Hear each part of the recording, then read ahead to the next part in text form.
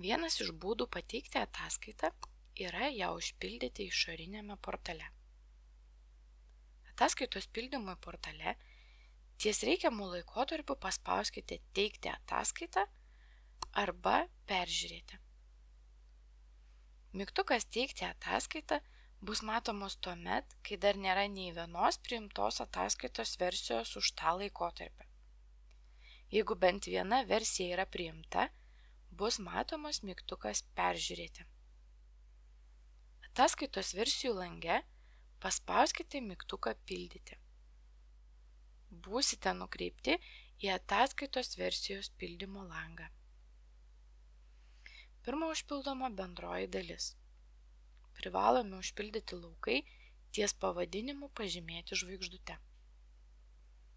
Užpildžius bendrąją dalį, paspauskite mygtuką Saugoti.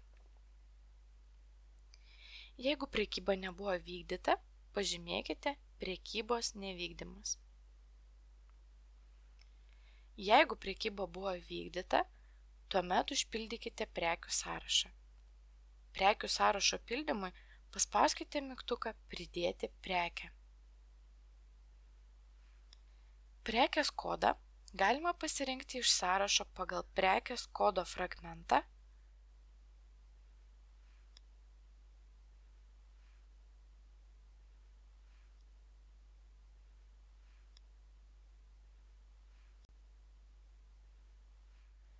arba nurodyti konkretų prekės kodą.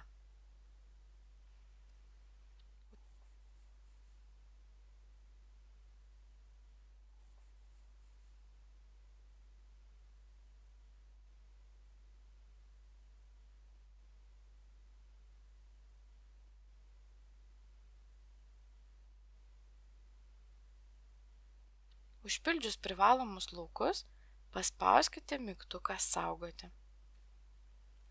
Tokiu būdu užpildysite visą ataskaitos versijos prekių sąrašą.